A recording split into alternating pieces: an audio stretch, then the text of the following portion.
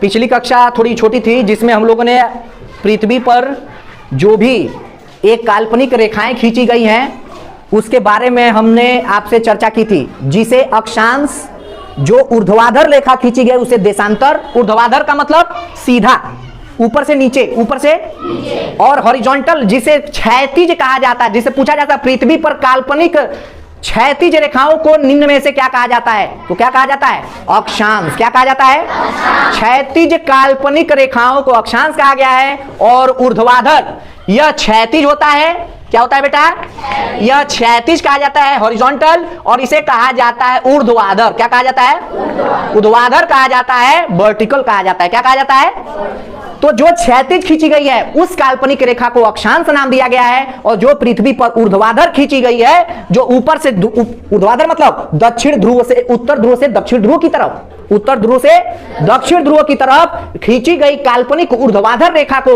हम देशांतर रेखा कहते हैं। और पूरब से पश्चिम की तरफ या पृथ्वी के चारों तरफ, पृथ्वी की परिधि पर चारों तरफ खींची गई काल्पनिक क्षैतिज रेखा को क्या कहते हैं, अक्षांश। क्या कहते हैं, मतलब ऐसे खींचा गया है तो इसको अक्षांश कह रहे हैं, और ऐसे खींचा गया है तो देखो लॉन्गिट्यूड मतलब देशांतर में तो कोई कंफ्यूजन नहीं है। उत्तर ध्रुव से दक्षिण ध्रुव को क्या किया जा रहा है, मिलाया जा रहा है। एक काल्पनिक रेखा है, काल्पनिक रेखा मतलब इमेजिनरी लाइन है, जो हमारे क्या किया गया है, गणितीय प्रक्रियाओं के द्वारा उस पर क्या किया, निर्धारित कर दिया गया। पृथ्वी जैसे घटेगी बढ़ेगी नहीं ना पृथ्वी, तो क्या किया गया है, उस पर एक इमेजिनरी क्या कर दिया गया, पृथ्वी का ऐसा ही जो कंप्यूटर में आया होगा, कंप्यूटर को पूरे ग्रिडिंग सिस्टम कर दिया गया है। क्या कर दिया गया है, इसको ग्रिडिंग सिस्टम कहा जाता है। क्या कहा जाता है बेटा, जैसे पृथ्वी है और फिर ऐसे ऐसे खींच दिया गया और ऐसे ऐसे खींच दिया गया, इसको क्या कर दिया, ग्रिड। इसको क्या कर दिया गया, ग्रिड कहा जाता है। याद रखना, इसको पूछ देगा, ग्रिड, ठीक है ना।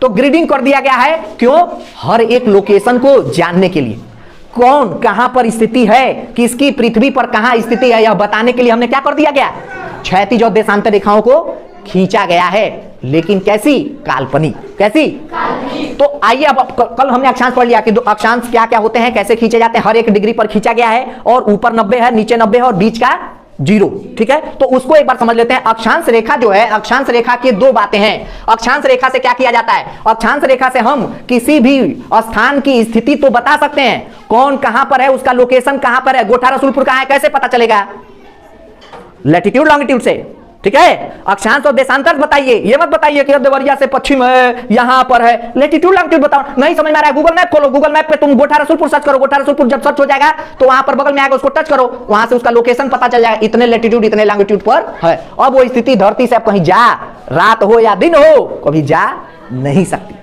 ठीक है। तो इस प्रकार से धरती पर खींचा गया है, ऐसे जो स्थिति को ज्ञात करने में क्या करता है, मदद करता है। लेकिन उसके साथ ही साथ अक्षांशों से हम लोग कुछ और सहायता, जैसे मास्टर साहब हैं, मास्टर साहब का तो काम है पढ़ाना प्राइमरी में, लेकिन मास्टर साहब हैं तो मास्टर साहब से थोड़ा और लाभ ले लिया जाए, एनएमएस की तैयारी कर लिया जाए। क्या कर लिया जाए, तो मास्टर साहब तो आ रहे हैं तो मास्टर साहब से एक्स्ट्रा क्लास लेके क्या कर लिया जाए, थोड़ा एनएमएस की तैयारी कर लिया जाए। ये तो कर ही रहे हैं, थोड़ा और लाभ मिल जाए। तो ये क्या है, अक्षांश क्या है, अक्षांश स्थिति तो बता ही रहा है, साथ ही साथ पृथ्वी पर, ध्यान से सुनना, पृथ्वी पर कहां पर गर्मी अधिक है, कहां पर ठंडी अधिक है, कहां पर एकदम बर्फ है, ये सारी स्थिति ज्ञात करने में भी कौन मदद कर देता है, अक्षांश मदद करता है। इसलिए नहीं अक्षांश खींचा गया था कि यहां से हम ताप बताएंगे, नहीं, देखा गया कि अच्छा इतने डिग्री अक्षांश पर सूरज जा रहा है, इतने डिग्री अक्षांश पर सूरज की रोशनी मिल नहीं रही है, ठीक है। तो अक्षांश का दूसरा लाभ क्या मिल जाएगा, गलुआ, तापीय निर्धारण में, पृथ्वी पर कहां पर ताप कैसा होगा इस क्षेत्र के निर्धारण में अक्षांश क्या करता है, मदद करता है। तो कोई पूछे अक्षांश के क्या क्या लाभ हैं, तो लोकेशन ज्ञात करने में और पृथ्वी का तापीय क्षेत्र ज्ञात कर, एक तापीय क्षेत्र का पैटर्न हमने तैयार किया है। यहां पर अब देखते हैं तापीय क्षेत्र निर्धारण में, तो तापीय क्षेत्र कैसे निर्धारित, तो एक मैंने क्या कर दिया, भारत का, पूरा विश्व का क्या कर दिया, ग्लोब, ठीक है ना। अब इस ग्लोब पे अक्षांश जो हमारी मदद कर रहा है उसमें समझते हैं। तो अक्षांश 0 डिग्री अक्षांश क्या है, ये 0 डिग्री है, क्या बेटा, 0 डिग्री भूमध्य रेखा इसको कहते हैं। क्या कहते हैं बेटा, भूमध्य रेखा कहते हैं। यहां पर सूर्य का तापमान हमेशा अधिक रहता है, यहां पर सूर्य हमेशा मिलता है, यहां उष्णकटिबंधीय क्षेत्र, इससे जलवायु विज्ञान भी तुम लोग समझ लेना। साथ ही साथ अभी सुन लो, पढ़ाएंगे लेकिन अभी कुछ क्वेश्चन एराइज हो जाएंगे, हो सकता है न पढ़ा पाए बाद में। तो देखो यहां पर सूर्य का तापमान हमेशा मिलता है, इसीलिए यहां पर क्या होता है, सदाबहार वन पाए जाते हैं।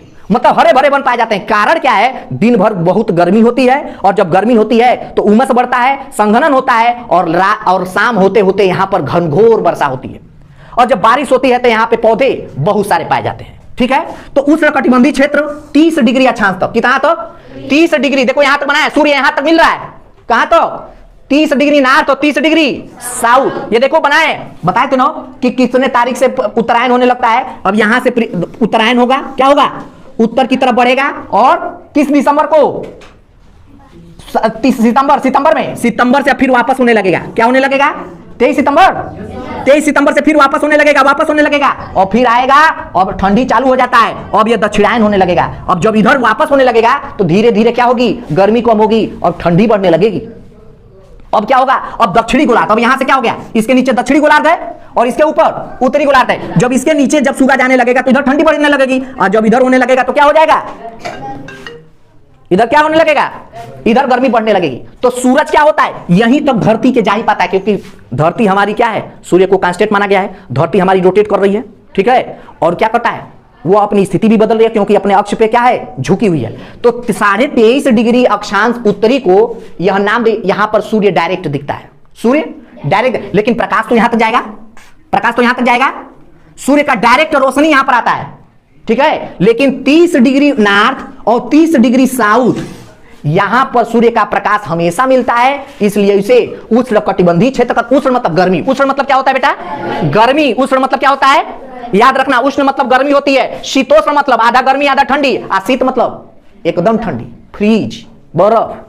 ठीक है, समझ में आ गया, नाम याद हो गया।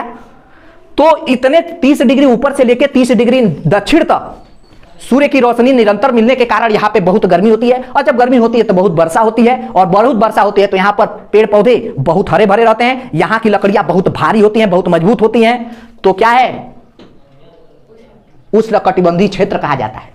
समझ आया, आपसे पूछा जाएगा। तो भारत, तुम्हें पता है कि भारत क्या है, ये 30 डिग्री है ना, तो भारत क्या है, 23.5 डिग्री अक्षांश भारत के मध्य से गुजरती है, यानी भारत यहीं पर है ना।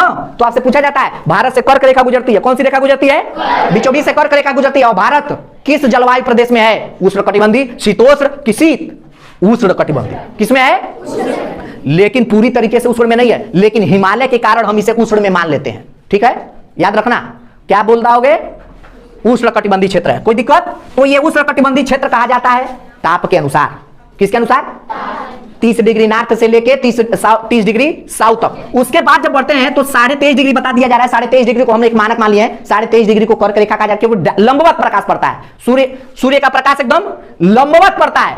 तो अब इसका अक्षांश है, ये 23.5 डिग्री क्या है, 66 डिग्री क्यों किया गया, क्योंकि सूर्य का प्रकाश यहां तक जाता है, ऐसे, क्या ऐसे, यहां पर जब सूरज रहेगा तो यहां तक प्रकाश देगा। ठीक है, तो लंबवत जहां तक पड़ता है, एकदम लंबवत सीधा जहां पर पड़ता है वहां पर तेज पड़ेगा ना, तेज पड़ेगा ना। तो लंबवत जहां तक पड़ता है 23.5 डिग्री दक्षिण और 23.5 डिग्री उत्तर, उसके बाद तिरछा पड़ता है, लेकिन यहां नहीं पड़ता है। जब सूरज यहां एकदम आ जाएगा तो ये चीज पड़ता है, तो क्या होता है, ये चीज। ठीक है, जब एकदम यहां पर आ जाएगा तो अब ये दक्षिणी ध्रुव अब यहां पर रहता है, तो यही कहा जाता है कि 6 महीना दिन ही दिन होता है, 6 महीना। अब यहां पर रहेगा तो क्या होगा, ये तो पूरी तरीके से इधर आ गया है ना, ये क्या हो गया है, अब मान लो ऐसे गुजर रहा है, अब ऐसे जल रही है, तो क्या होगा, सूरज का प्रकाश यहीं तो पड़ेगा। अब ये कितना भी घूमे, ये कितना भी धरती घूमे, धरती ऐसे हो गई है, अब सूरज यहां पर, मेरे मान लो सर है, धरती ऐसे हो गई है, अब कितना भी ये सूरज घूमे, ऐसे मान लो, कैसे है, ऐसे, अब ये कितना भी घूमे, लेकिन ध्रुव पर हमेशा प्रकाश मिलेगा, लेकिन इस क्षेत्र में रात होगी, इस क्षेत्र में क्या होगी, और जब यहां पे प्रकाश नहीं मिला, अब ऐसे रहता है, तो इधर दक्षिणी ध्रुव पर हमेशा रात होगी, 6 महीने रात होगी। अब जब सूरज गुजर के फिर उत्तर में जाएगा तो अब उधर क्या होगा, 6 महीने दिन होगा और इधर 6 महीने रात। ठीक है, तो इतने क्षेत्र पर प्रकाश तो हमेशा मिलता है, यहां पर है तो ये पूरा क्षेत्र ग्रहण करेगा, यहां तक, सूर्य बहुत बड़ा है ना, ये पूरा क्षेत्र, और जब यहां पर रहेगा तो, सॉरी गलत बना दिए थे, यहां तक पूरा ग्रहण करेगा। समझ में आया, समझ में आ गया ना। तो 6 महीने दिन का और रात का समझ में आ गया। जब दक्षिणी ध्रुव में चला जाएगा तो उत्तरी ध्रुव 6 महीने के लिए रात जिएगा। ठीक है, अब यहां डायरेक्ट हमेशा प्रकाश मिला है, इसलिए यहां बारिश होता है। यहां पर जब इधर थोड़ा सा गुजरा तो इधर हल्का प्रकाश मिल रहा है, तो क्या हो गया, ठंडी बढ़ रही है। लेकिन अगर इधर आ जाएगा तो क्या हो जाएगा, गर्मी बढ़ रही है, यानी यहां पर कभी गर्मी हो जाएगी तो कभी ठंडी हो जाएगी, और यहां पर बेचारा हमेशा ठंडी में ही रह रहा है। जब यहां प्रकाश नहीं मिलेगा तो क्या होगा, समझ आया। तो ये चीज समझ में लिए। अब याद रखना, कुछ प्रश्न और बता देना है। कर्क रेखा 23.5 डिग्री उत्तरी को कर्क रेखा कहा जाता है। क्या कहा जाता है बेटा? 23.5 डिग्री उत्तरी अक्षांश को कर्क रेखा कहा जाता है और 66.5 डिग्री उत्तरी अक्षांश को आर्कटिक कहा जाता है और 23.5 डिग्री दक्षिणी अक्षांश को मकर रेखा कहा जाता है और 66.5 डिग्री दक्षिणी अक्षांश को अंटार्कटिक वृत्त या अंटार्कटिक रेखा कहा जाता है। 90 डिग्री साउथ को दक्षिणी ध्रुव कहा जाता है और 90 डिग्री उत्तरी ध्रुव। याद रखना, ये पूछेगा, कोई दिक्कत? ये एकदम पूछेगा। याद कैसे करोगे? उत्तर वाले को ये आर्कटिक आसान है कि अंटार्कटिका आसान है? आर्कटिक आसान है, तो हल्का चीज ऊपर रहता है, भारी चीज याद रखना। ये सब चीज समझ में आ गया। ये 30 डिग्री यहां सूर्य का प्रकाश मिलता है उष्णकटिबंधीय क्षेत्र, और देशांतर यहाँ पे जो पृथ्वी पर उत्तरी ध्रुव से दक्षिणी ध्रुव को मिलाने वाली काल्पनिक रेखा को क्या कहा गया है? देशांतर। ठीक है, जल्दी नोट करिए।